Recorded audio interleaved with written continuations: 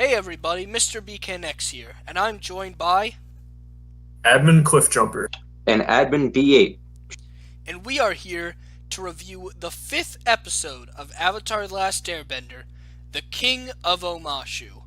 Now I'm going to hand it over to Admin BH. What did you think of this episode? So obviously, it's probably one of the weaker episodes of the show. I personally don't hate it because I have a rapport with it. It's the first episode I ever saw of the show, so it kind of holds a special place in my heart. But I don't think it's, bad. I don't think any episode of Avatar is necessarily bad. I just think they're just weaker ones than others. But this one is probably one of the weaker ones. It doesn't really further the plot too much at all, really. It doesn't even further our characters. You can argue it furthers Aang a little bit when him seeing his old friend again, but with Katara and Sokka, they're just kind of there as bait for King Bumi's little trick or Genomite scheme. So it's just they're just kind of I don't know, they're just there for just to be prey or bait, whatever. So it's, I don't know, it's a really weird episode, very lighthearted. It definitely deviates from basically every other episode in the show. It just feels a little more comedic, a little more lighthearted. And it's not even good comedic. There's some stale jokes there, but there are definitely some well-written jokes in the episode. But overall, it's just the one episode I feel doesn't necessarily feel like the show. I know it's kind of hard to explain, but I'll toss the baton over to Cliffjumper. Oh, caught it. Thanks, man. Good catch.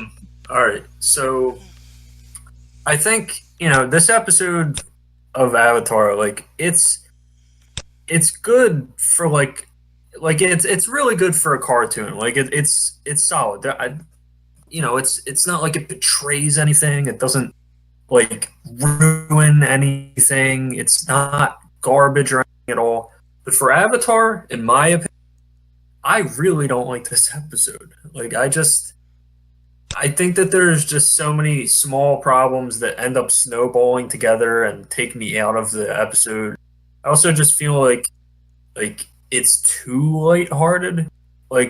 There was one person on YouTube that said something like this, but I kind of agree with it. He said that this is what the show would be like if it wasn't the masterpiece that it was all the way through. It's kind of super Nickelodeon, kid friendly, with goofy King Boomy, and it's just this dude's a king, and he's and while kings have advisors and everything, I understand that, and they can take control for a short little while, but this is a fantasy world, and I'm supposed to believe that this king finds off time to just kind of mess around with a 12-year-old, kind of putting him through tests and missions in his basement or whatever. It just doesn't feel like an epic fantasy episode to me. It just feels like a Nickelodeon show. I could maybe put this in Jimmy Neutron or whatever. It just and Jimmy Neutron for a Nick shows, I thought it was pretty good, but we're not here talking about cartoons, man. We're talking about Avatar: The Last Airbender. This is a show that raises the bar in everything. This show it's so much better than a lot of movies and shows. I'd even say most of the ones I've ever seen. It's one of my favorite. It's not even one of my favorites. It is my favorite piece of entertainment ever. I don't think really anything tops it. So to have an episode like this that's really kid friendly with a ton of animation errors and just awkward things, there's these awkward segments where Boomy's laughing and he says lettuce leaf, and it just feels I love that. kiddie. And I'm just ugh, God, man.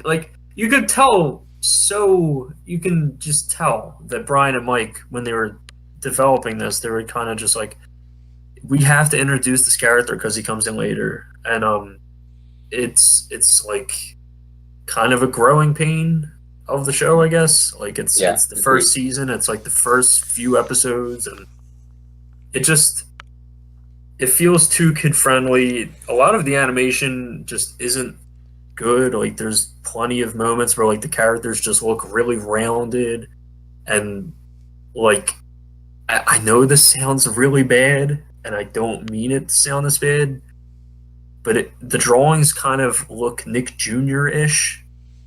Like it doesn't have that like energy in the animation. It doesn't have like that detail and that sophistication in the art style. It just looks so young, and I don't know. Like it's I don't really like Boomy as a character. I think he just doesn't fit in Avatar. He's too out there. He's memorable, sure. I just don't find him interesting at all. We don't really find anything out about him except that he's really kooky and he knew Aang when he was a little kid. Technically, still is a little kid. But yeah, I don't know. It's not bad. It's just not for me. It's just not. That's all I have to say for now. I mean, that's definitely harsher than I would go. I mean, at the same time, I would agree this is one of the weaker episodes, though certainly not the worst episode. But I don't know. I don't dislike that. It's perhaps in some ways it's a bit too goofy for the show. It's a bit, but I don't think it's like that far out there. I don't think like there are sort of like high fantasy stories where you can like just stop and like, especially like Tolkien, where you can just like stop a day and meet this like sort of goofy character, and it's not like Boomy is treated as something normal.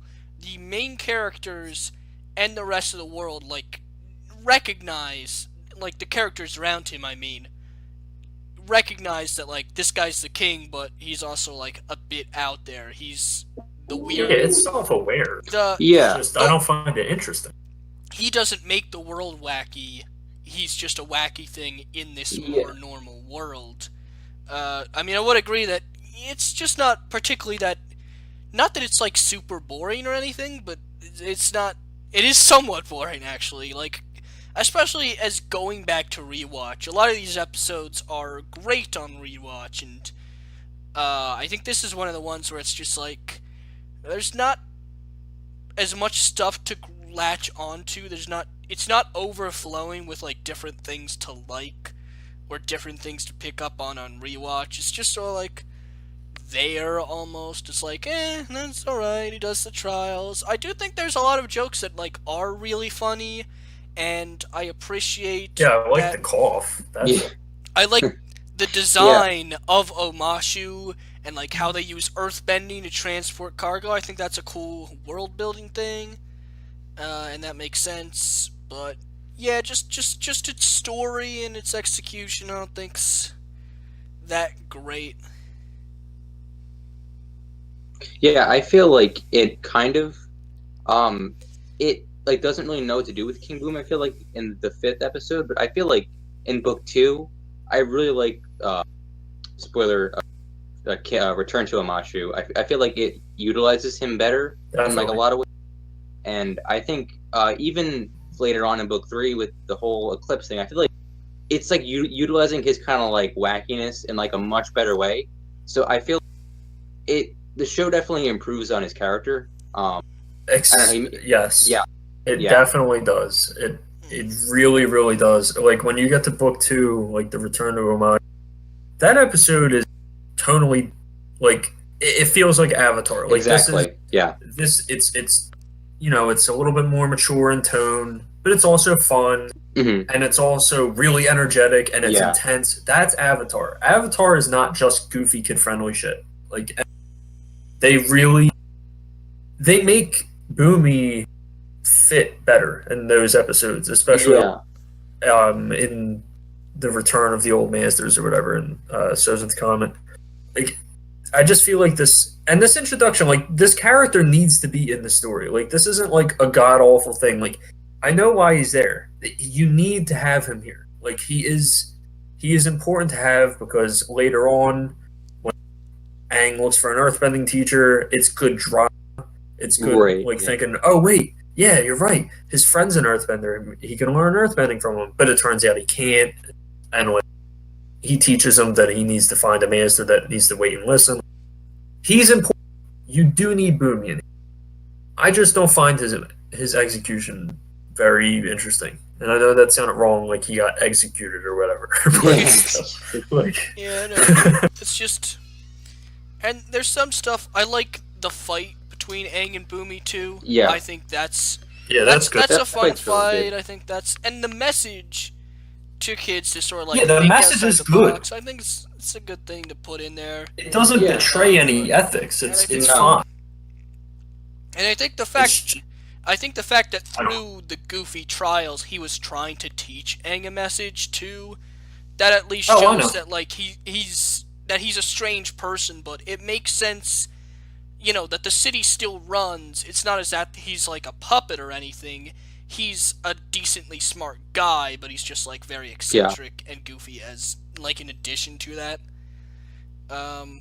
Yeah, and I think just comparing it to like the previous like episode, Warriors of Kyoshi, there's a significant drop off in just quality Yeah. and what it's doing with its characters. Like if you think about it, Katara, Aang, and Sokka all have something to do in Warriors of Kyoshi, and in this, Katara and Sokka have nothing. They're to relegated to plot device. do. Yeah, exactly, and it brings the episode down a lot. I feel. Yeah, because the other weaker episodes do such a good job of balancing character. Exactly. Yeah, Yeah. and it's not even like the case of I think the Blue Spirit, where Sokka and Katara are also like play very limited roles. But they're not the But focus. there's- And like you could argue There's in a this better episode, Aang's the trade-off for focus. that. But I mean, yeah, it utilizes The drama in the Blue Spirit Yeah. is Yeah, it's some of the there's- best in the show. Yeah. It makes a lot more sense, Zhao. and there's a better trade-off for not having them play a role as compared to this. And I do Yeah. agree, though. You look at like something like Warriors of Kyoshi. If you look at like a list of top 5, top 10, even top 15 Avatar episodes, I've never once seen Warriors of Kyoshi there. No. But it's not Yeah. one of the best episodes of the series, or even like one I would think is like one of the very best of Book 1.